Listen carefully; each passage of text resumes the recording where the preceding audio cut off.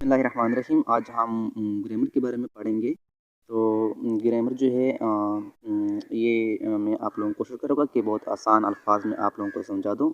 बहुत से लोगों को पता नहीं है, बहुत से स्टूडेंट को पता नहीं कि ग्रामर बेसिकली क्या होता है। तो हमारे टीचर साहिबान जो है, टीचर हजरात जो है, जब ग्रामर को स्टार्ट करते हैं तो वो स्टार्ट जो है वो पार्ट्स ऑफ स्पीच से लेते हैं। लेकिन पार्ट्स ऑफ स्पीच जो है वो इतने इम्पोर्टेंट नहीं है ग्रामर के लिए जितने कि ये 2 टर्म जो कि आज मैं पढ़ने जा रहा हूँ, ये बहुत ही इम्पोर्टेंट है। और क्योंकि हमारे बुक्स वगैरह जो है ये लेसन पर मबनी होते हैं। और लेसन जो होते हैं वो क्या होते हैं, वो पैराग्राफ पर मुश्तमिल होते हैं। फिर पैराग्राफ जो होते हैं वो सेंटेंसेस पर मुश्तमिल होते हैं। सेंटेंसेस जो है वो वर्ड से बने होते हैं और वर्ड जो होते हैं वो लेटर से बने हैं। तो ये लेक्चर जो होते हैं ये बहुत ही इम्पोर्टेंट है आज। सो स्टार्ट करते हैं कि ग्रामर जो है, ग्रामर क्या है। तो ग्रामर जो है basically grammar is a systematic study. Grammar is a systematic study, पहला वह टर्म जो आता है हमारे यहाँ सिस्टमेटिक स्टडी। सिस्टमेटिक स्टडी का मतलब ये होता है कि ये एक प्रॉपर तरीके के ज़रिए हम उसको पढ़ते हैं। यानी ये रैंडमली नहीं होते, इट इज़ नॉट रैंडमली, यानी ये बेतरतीब नहीं होते हैं। आप साइंटिफिक मेथड, साइंटिफिक मेथड का क्या मतलब है?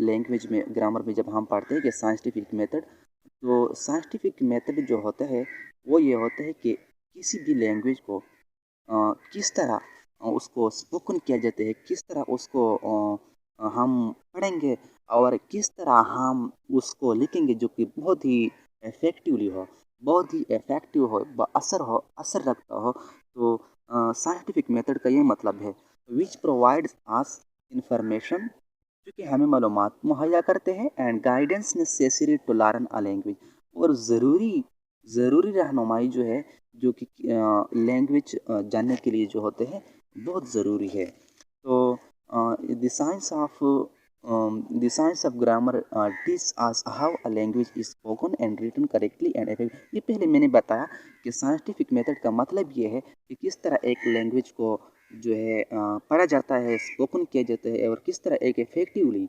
उसको रिटन किया जाता है।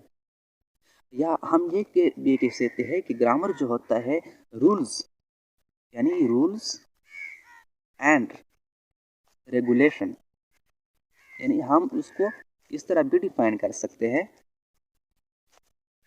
ये बहुत ही सिंपल डिफिनीशन है, लेकिन ये कंप्लीट जो होता है वर्क डिफिनीशन है ग्रामर का। तो हम ये भी कह सकते हैं कि the rules and regulation of any language, किसी भी ज़बान के, the rules and regulation of any language is called grammar. Rules and regulation of any language, किसी भी ज़बान के उसूल और कवायद जो होते हैं उनको हम ग्रामर कहते हैं। तो इसके बाद दूसरा जो होता है बहुत इंपॉर्टेंट टर्म आता है अल्फ़ाबेट जो होते हैं। बहुत से स्टूडेंट को ये पता नहीं कि अल्फ़ाबेट बेसिकली क्या होते हैं। तो ये अल्फ़ाबेट जो होता है हमारे ये मैं आप लोगों को बता दूं कि ए से लेकर A B C D E F G up to Z जो है, ये हमारे जितने भी यानी 26 बनते हैं। तो ये जो है ये हमारे अल्फ़ाबेट्स में आता है। तो अल्फ़ाबेट जो है वो बेसिकली टू क्लासेस में हम उसको डिवाइड करते हैं। टू क्लासेस में हम उसको पढ़ेंगे कि अल्फ़ाबेट क्या है। तो अल्फ़ाबेट में सबसे पहला जो होता है यानी they are divided into two classes. First one is vowel. Vowel जो है वो क्या होते हैं? वावल हमारे यहाँ द 5 लेटर्स जो होते हैं ए ई आई ओ यू, इसको हम जनरली तौर पर हम उसको वावल कहते हैं। और ये तस्वर कीजिए है कि वावल के बगैर हमारे कोई भी वर्ड्स नहीं बनता। ये बुक्स ने भी लिखा है कि यानी can not write words without using vowel, यानी vowel A E I O U जो है ये बहुत ही इम्पोर्टेंट लेटर्स है।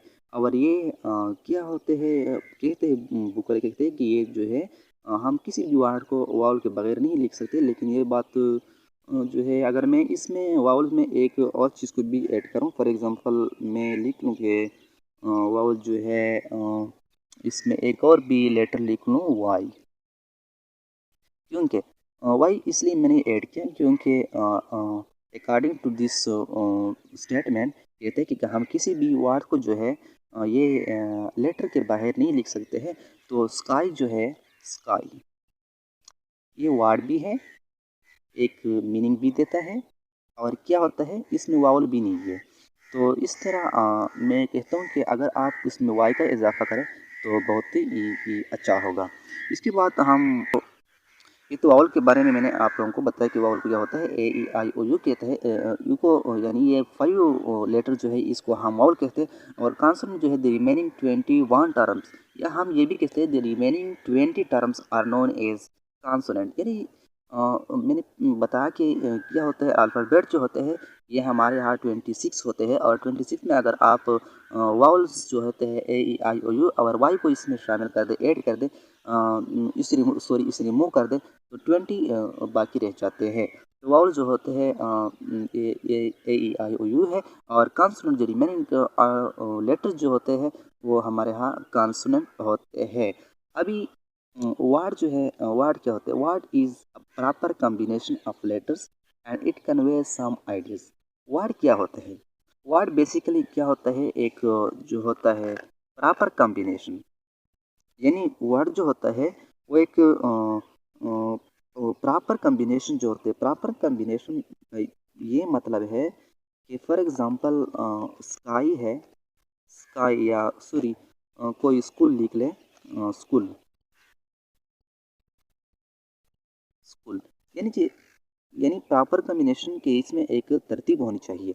अगर हम स्कूल को इस तरह लिख ले, L O H O C S, इसका माना नहीं होता, कोई मतलब नहीं होता इसका।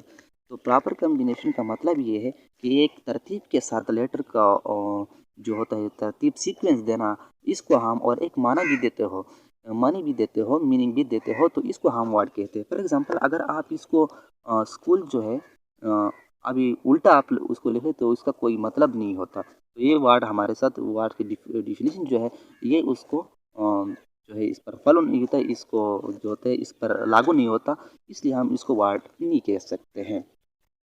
तो आज की वीडियो के लिए काफ़ी है। इंशाल्लाह नेक्स्ट वीडियो में जो है फ्रेज जो होते हैं, क्लास होते हैं और क्लास के फिर टाइप्स होते हैं, इसको हम पढ़ेंगे। अभी मुझे इजाज़त दीजिए।